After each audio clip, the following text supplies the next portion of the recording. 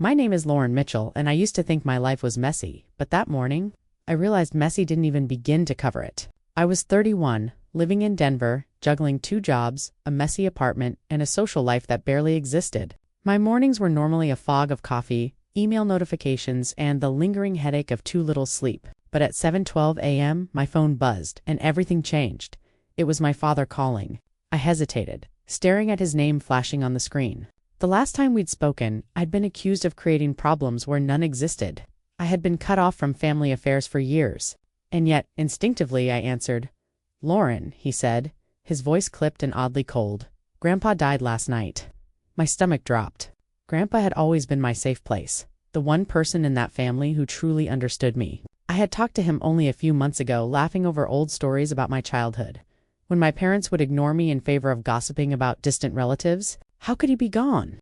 "Funeral Friday," my father continued. He spoke with the same monotone he used when assigning me chores as a kid. There was no pause for grief, no softness, no hesitation, just facts. I wanted to say something, anything, but my throat felt tight, like someone had stuffed it with cotton. I'm sorry," I whispered. The words felt hollow, even to me. I wasn't sure if I was apologizing for his loss, or for never being allowed to feel grief properly. Then he paused. A long pause. That pause was dangerous.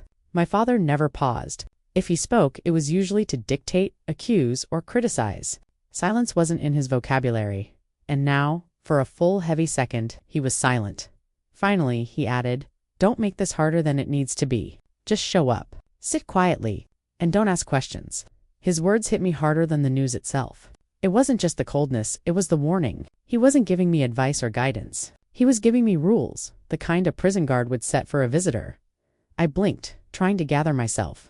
"I understand," I said. Even though my heart was pounding and my mind was spinning, the call ended abruptly, leaving me staring at the black screen like I'd just been abandoned in the middle of a storm. I sank onto my bed, phone still in hand, and tried to breathe. But something about that pause lingered in the room, heavy and suffocating.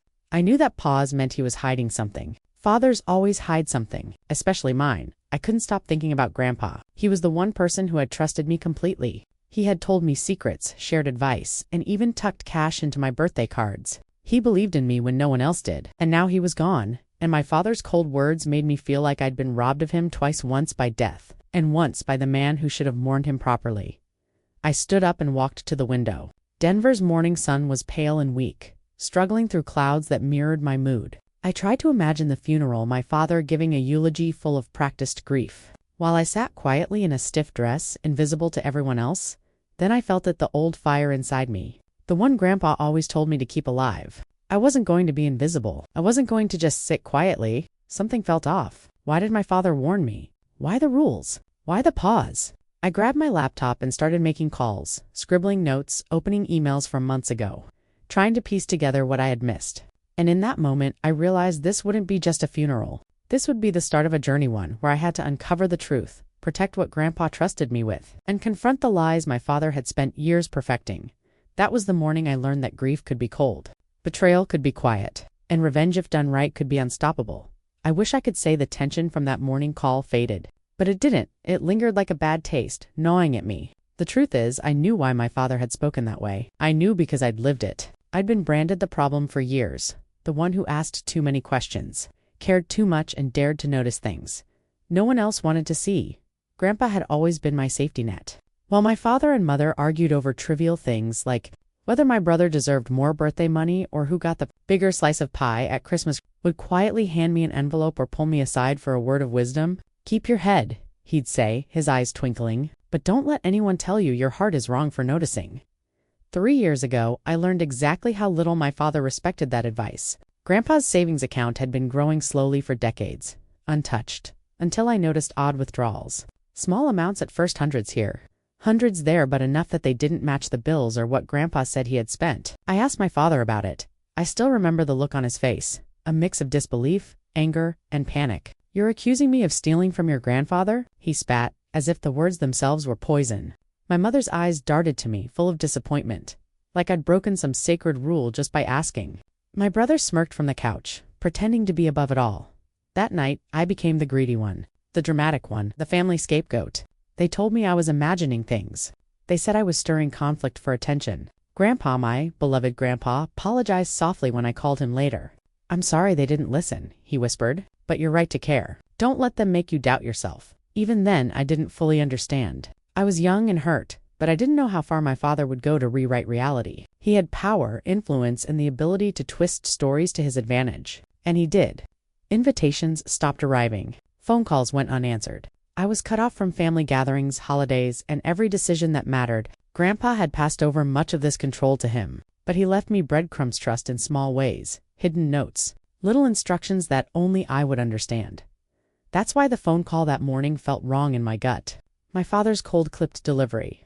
The warning to sit quietly and don't ask questions, it wasn't just about etiquette, it was a test. He wanted to see if I would show up like the obedient child he assumed I still was.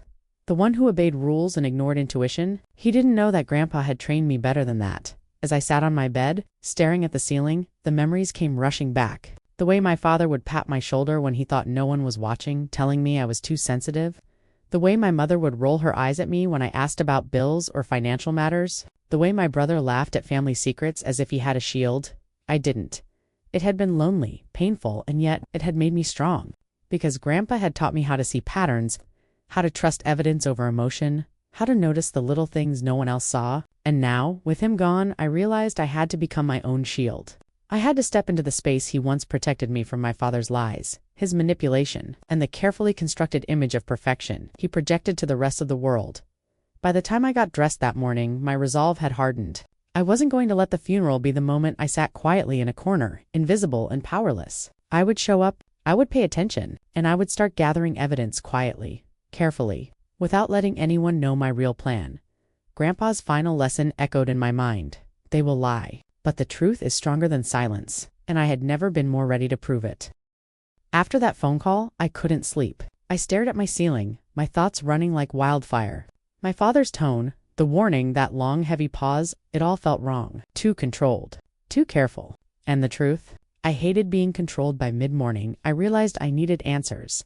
Not for my father, not for my mother, not for my brother, but for Grandpa. And for myself, I grabbed my laptop and opened my emails, searching for anything from Grandpa Bank, statements, letters, even scanned forms he might have sent me over the years. My inbox was a messy chaos of work messages, spam, and forgotten subscriptions. But buried inside were little nuggets. A scanned copy of a birthday card with a note about checking the safety deposit box, if anything happens, and an email from Grandpa's bank months ago confirming a power of attorney was being processed. My heart skipped. Could it be? I clicked the bank's website and called the customer service number, trying to steady my voice. "Hi," I said. "I'm Lauren Mitchell. I believe I'm listed on some of my grandfather's accounts. He passed last night." There was a pause on the other end of the line. A long, polite pause, the kind you get when someone is trying to be careful with their words. "Ma'am," a soft voice said finally, "there are documents in your name, but they were never finalized. You might need to speak with the manager directly." My stomach dropped. Never finalized. That sounded like someone had intervened. Someone with power. I thought immediately of my father. Of course. He had always been the type to seize control quietly, to make things look legitimate, while bending the rules in his favor. And now, with Grandpa gone, he could finalize anything he wanted. I scribbled down the name of the manager, hung up, and felt a mix of dread and determination. Grandpa had trusted me. He always had. He must have anticipated that someone in the family, my father, might try to rewrite reality after he was gone. But what exactly he had planned? That remained a mystery. I needed more information. So I drove to my grandfather's old neighborhood, to the bank where he had kept most of his accounts. The streets were quiet, suburban calm, the kind of place where secrets festered behind tidy lawns and white picket fences. I pushed open the bank door and was immediately greeted by the faint smell of polished wood and paper. I asked for the manager and explained my situation. She looked at me carefully, her eyes narrowing in thought. "Your grandfather was very meticulous," she said. "He anticipated many things. He had set up documents naming you as a cosigner and a backup beneficiary, but someone removed or delayed them just before his death." The words hit me like a punch. Someone had tampered with Grandpa's plans, and it was obvious who. The manager slid a folder across the desk, toward me. Inside were papers with Grandpa's handwriting, signatures, and times. Some were recent, some were old. Each one had notes and instructions, cryptic at first, but increasingly clear as I read. Grandpa had suspected my father's interference for years. He had created a safety net for me, one I only now understood. My hands shook as I looked at the date stamps. He had tried to finalize these arrangements weeks before his stroke worsened, but the power of attorney my father held had allowed him to block the changes. My father hadn't expected me to dig this deep, and he certainly hadn't expected the bank manager to side with me.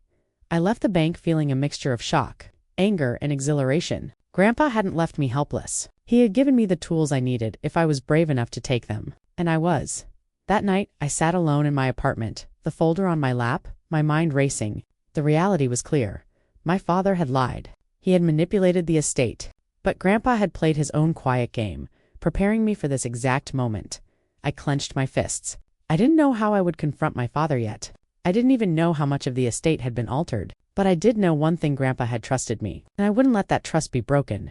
That's when I realized that this wasn't just grief. It wasn't just family drama. This was a game of patience, strategy, and cunning, and I was ready to play. The story my father thought he controlled was about to unravel, piece by piece. Friday morning arrived gray and chilly. Denver's winter sun barely cut through the fog that hung low over the streets. I stared at myself in the mirror, adjusting the collar of my black coat.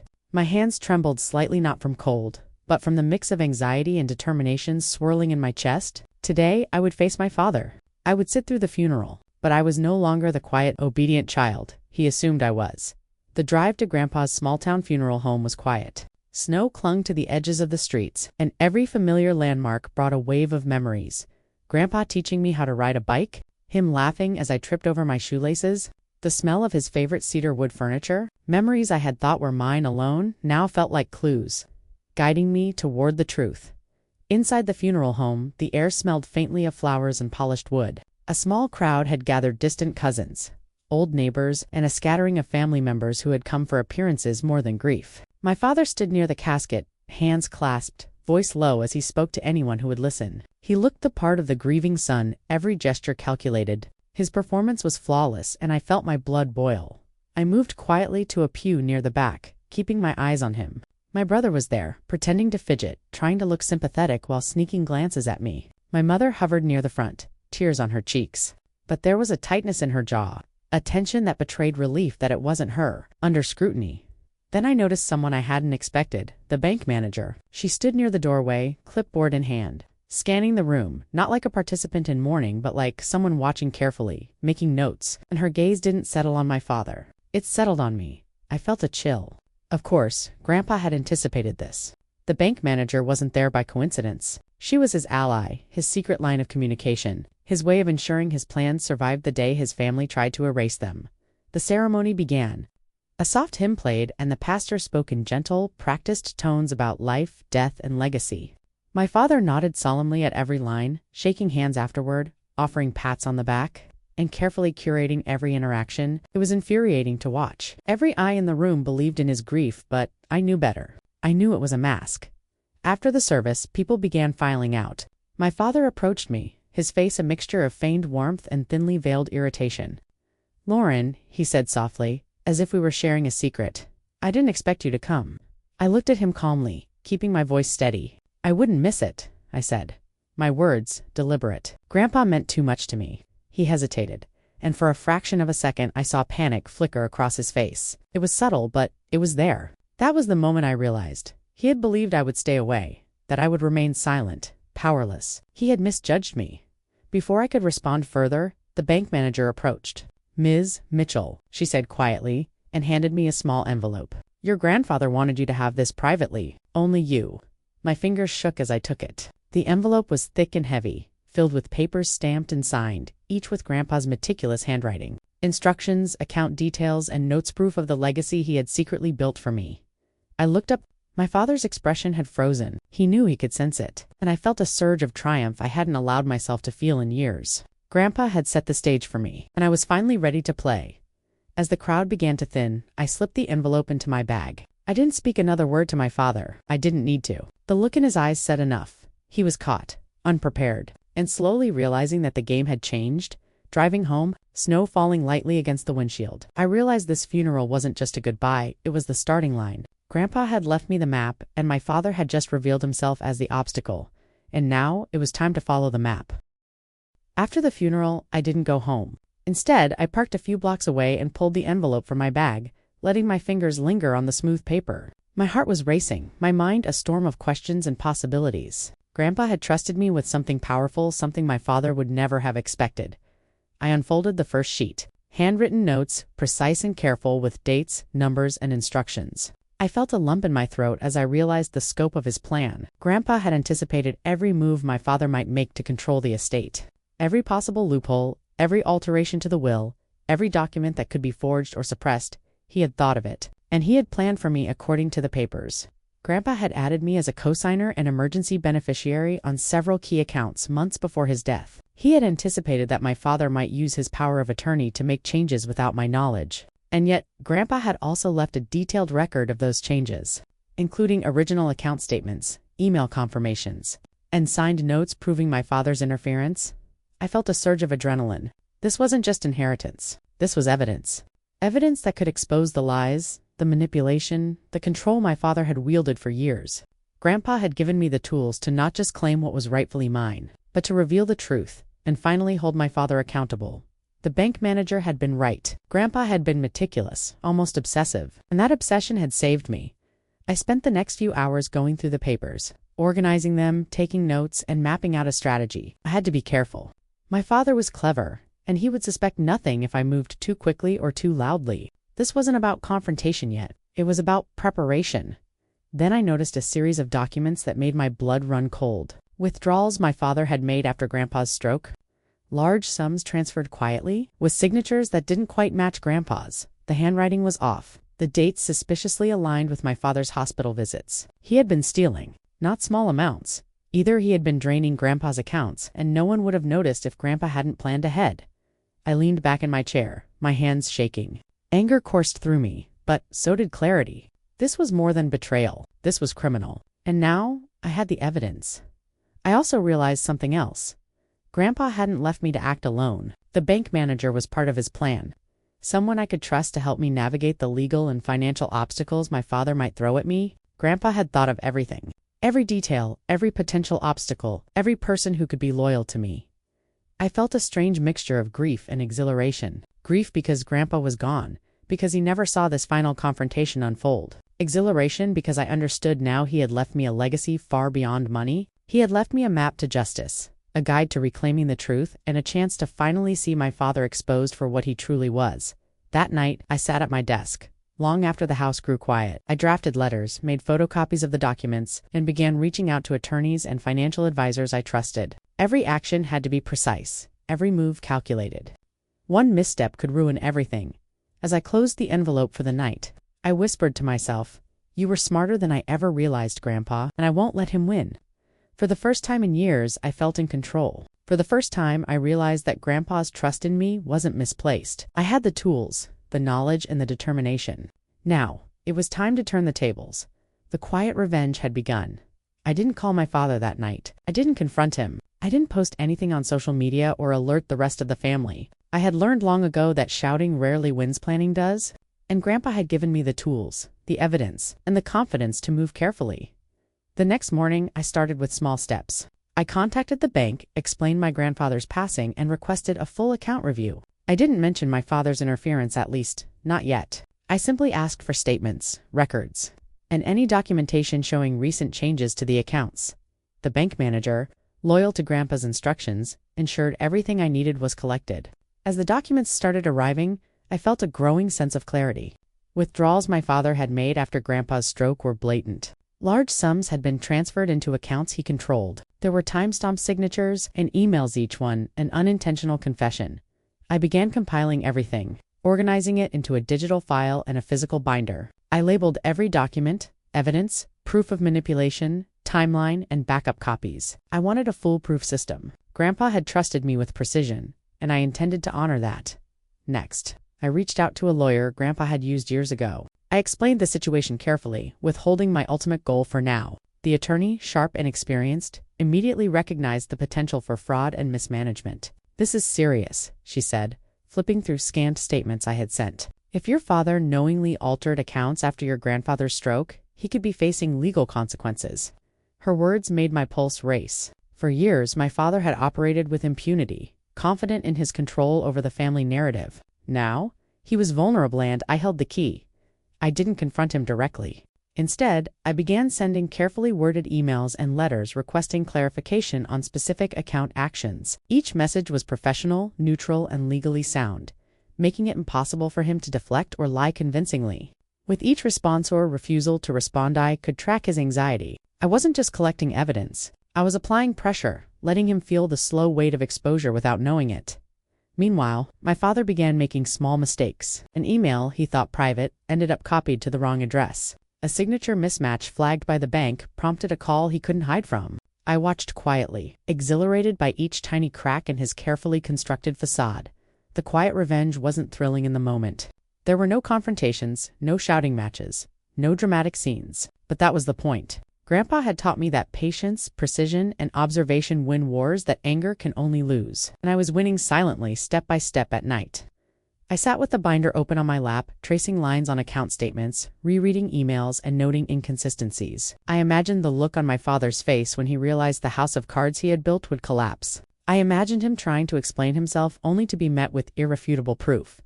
I also thought of Grandpa. I whispered a quiet thank you every evening. He had trusted me, prepared me, and left me the chance to see justice done without stooping to cruelty. This wasn't about revenge for anger, it was about fulfilling the plan he had made with careful foresight.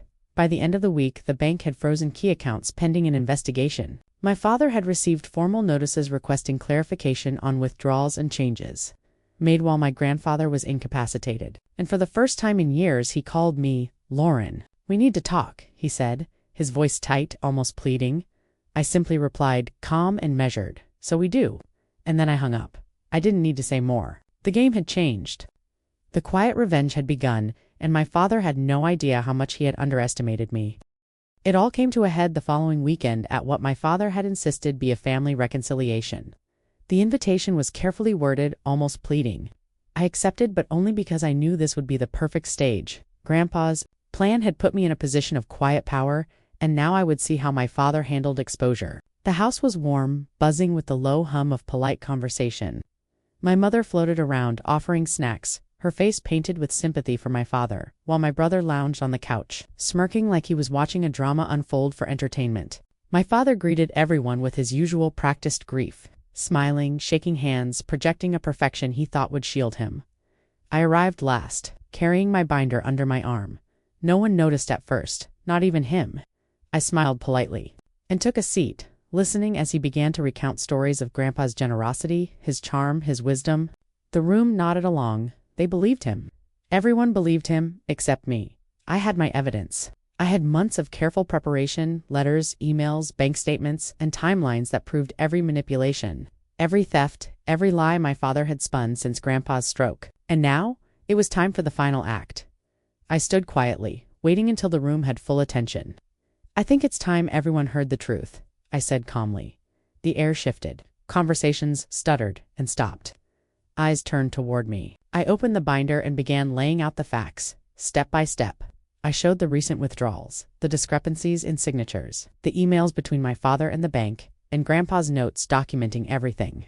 My voice was steady, precise, unemotional, the perfect contrast to the panic rising in my father's face. "This," I said, holding up one email, "is dated 2 weeks after Grandpa was hospitalized. It's a request to alter his accounts without his consent. This is not a misunderstanding. It's manipulation." "And this," I added, pulling out a notarized copy of Grandpa's final plan, "shows that he anticipated this and prepared for it. He trusted me to follow through." The room went silent. My mother gasped, my brother froze, and my father, well, he turned pale. The mask I had seen him wear for decades, the confident, untouchable patriarch, crumbled in front of everyone. His eyes darted from face to face, searching for allies. There were none. I, Lauren, he stammered. I held up a hand. "Don't speak," I said softly. "There's nothing you can say that will change the records. Grandpa trusted me, and I will honor that trust." I could see the tension in the room, the shifting loyalties. Family members who had avoided me for years were now staring at my father in disbelief. Some whispered quietly, others shook their heads. For the first time, I wasn't the scapegoat. I wasn't the troublemaker. I was the one telling the truth, the one who had listened, and the one who had evidence by the time I finished presenting everything. My father sat frozen, trembling slightly, unable to regain composure. He had lost. The story he had curated for years had collapsed in a single afternoon. The audience had seen it happen, and I hadn't raised my voice, hadn't yelled, hadn't even cried. I let the truth do all the work. Afterward, there was a long silence. Then, quietly, my mother approached me. Her eyes were filled with something I hadn't expected: respect. Not just for me, but for the careful, deliberate way I had handled everything. Even my brother looked unsettled, like he finally understood who had been in the right all along. I packed up my binder and left the house, my father sitting in stunned silence behind me. I didn't need to say goodbye. The message had been delivered. The mask had fallen as I walked to my car in the cold evening air. I felt a strange combination of grief, triumph, and relief. Grandpa's plan had worked. I had executed it carefully, strategically, and now justice, quiet, precise, and unstoppable, had been served. I smiled to myself. The game was over, but the lesson remained. Patience and truth will always outlast lies. I never forgot that morning, the call that started it all. 7:12 a.m., my phone buzzing. My father's cold voice delivering Grandpa's death as if it were a business transaction. For years, I had wondered about that pause, his hesitation before the warning. Now, after everything, I understood it. He paused because he thought he had already won. He thought I would sit quietly, accept his version of reality, and disappear again. He believed the years of erasure had made me powerless. He didn't know. My grandfather had been smarter than him. That every small act of manipulation he had committed had been anticipated and documented. I reflected on everything that had happened, from the estrangement that had cast me aside as the problem child, to the envelope the bank manager handed me at the funeral, to the countless hours I had spent piecing together my grandfather's plan. It had all led to this. Grandpa had trusted me in ways I had barely understood at first. He had seen my father's tendencies, the quiet ways he had rewritten reality for his own advantage, and he had prepared for it. The cosigner documents, the notarized instructions, the careful notes, these weren't just about money. They were a blueprint for justice, and he had placed me at the center of it. I remembered the moment I first realized my father had been tampering with accounts. My chest had tightened with anger, yes, but also with purpose. Grandpa had given me more than evidence. He had given me the chance to reclaim what had been taken, and to do it without stooping to anger, without becoming the person my father feared I could be. He had trusted me to act wisely, to let truth speak louder than emotion. When I exposed my father at the family gathering, I realized how fragile his world had always been. Confidence, appearances, control, they had all depended on people believing his version of events. When I laid out the facts, calmly and meticulously, his mask cracked. I watched the fear in his eyes, the helplessness, and I didn't gloat. I didn't need to. The truth had done its work. I thought about the pause again, that chilling hesitation at the start. It had been fear, pure and simple.